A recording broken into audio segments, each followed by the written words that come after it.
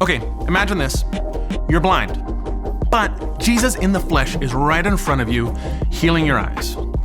You open them, and all you can see is smudges and blurs. It didn't work. What do? Do you tell Jesus the truth? Do you fake it and avoid all the awkward altogether? Do you complain and walk away disappointed? Or maybe you take this as proof that Jesus isn't who he said he is, and you stop believing in him altogether. This actually happened in the Bible, so let's digest this together. Hey friends, we're in a series called Jesus Songs. Check out this week's song, A Little Faith. It's coming right after this. Okay, I promised you a truly awkward story from the Bible, so here it goes. Straight out of the book of Mark. Okay, ready? Okay. They came to Bethsaida, and some of the people brought a blind man and begged Jesus to touch him. He took the blind man by the hand and led him outside of the village. When he had spit on the man's eyes and put his hands on him, Jesus said, "Do you see anything?" He looked up and said, "I see people, but they look like trees walking around." And from the blind man's perspective, that's the end of the story. Kind of feels like when your uncle bought that $200 firework the size of a Toyota Camry and saves it for the finale of the show, and it kind of just farts. And you hope to be dazzled, but all you got was a lot of smoke and some sparkles and disappointed. But that wasn't the end of the story. I'll pick it up again. Okay, so Jesus asked, "Do you see anything?" He looked up and said, "I see people. They look like trees walking around." Once more, Jesus put his hands on the man's eyes, and then his eyes were opened. His sight was restored, and he saw everything clearly. What first he feared was a $200 fart of a miracle ended up changing this dude's life forever. I've always been fascinated by this story from multiple perspectives. First, from Jesus' perspective, like, why is he messing with this dude? Why the stuttered miracle? Then from the blind man's perspective, like, wow, the boldness of this guy to tell Jesus, hey, your miracle didn't work. And then from ours, what am I supposed to take away from this? This is weird. Let's break it down to these three questions. First, what is Jesus doing? Is he messing with this guy or making some kind of point? Well, here's what we know. Context is key. This miracle is bookended by two really important stories. So first, Jesus feeds thousands of people, and there's leftovers. This time it's a group of Gentiles or non-Jewish people. Then, shortly after this blind man can see, Jesus asks his disciples two questions that he's been building up to for like 8 chapters. He says, "Who do people say that I am? And who do you say that I am?" He's leading them to clear conclusions about who he is. See, this message, the message that's inside of this miracle about the blind man, it's about a slow process of coming to see who Jesus really is. When Jesus' disciples first started following him, yes, they were compelled. Yes, they were willing. And yes, they had a little faith. But the more they spent time with Jesus, the more that little bit of faith took root and grew and grew and grew till they began not just to be compelled by what he did, but they believed the truth of who he was. In the book of John, shortly before Jesus is crucified, he's teaching his disciples, and he interrupts himself to say, he says, "I have many more things to say to you, but you cannot bear to hear them now." He says, you can't bear it. You couldn't possibly bear the truths that I want to tell you. And that solidifies it for me. Jesus has to reveal himself to us slowly, or else it would hurt us. We can't bear it.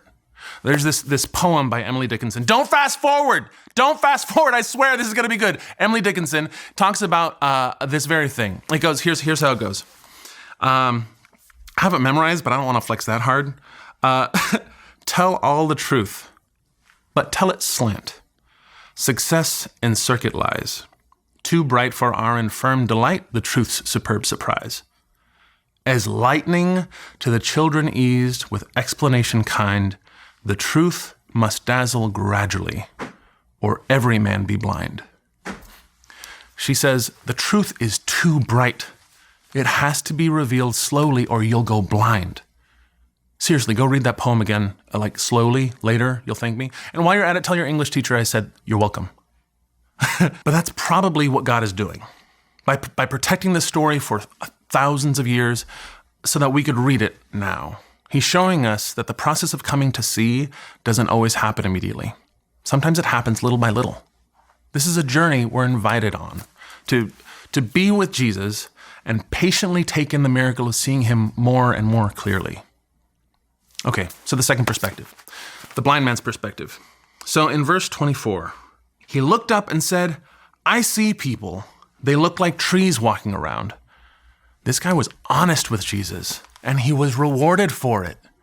Complete healing. That's what he got for being honest with Jesus. This dude doesn't try to play it off or make Jesus feel better when he can't see clearly at first. In the process of coming to see, there's something to be said about honesty. He's like, hey, this doesn't make sense yet. I can see something now, but everything's still blurry.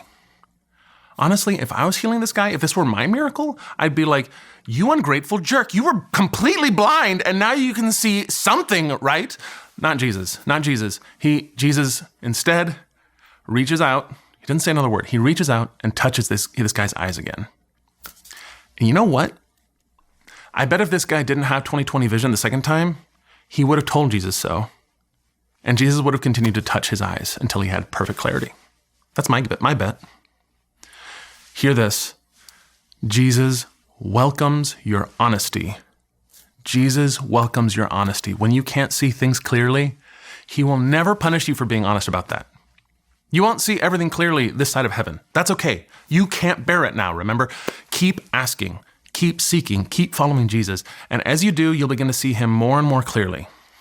And when you see Jesus for who he really is, you start to see everything and everyone else as they really are too. He isn't offended or surprised by what you can't see. Ask, and he's ready to reach out and touch your eyes again. Okay, so the last perspective, your perspective. Maybe you need to get honest with Jesus. What are some areas in your life where you want more clarity?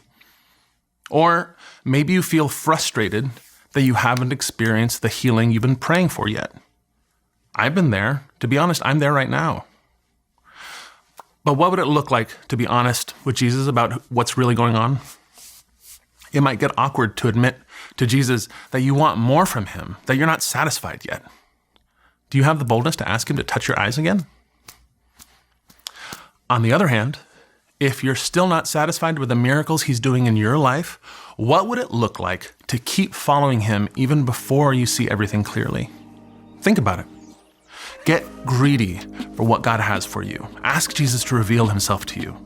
When the seeing is coming slower than you'd like it to, don't get discouraged, because that just means that you're right in the middle of the miracle.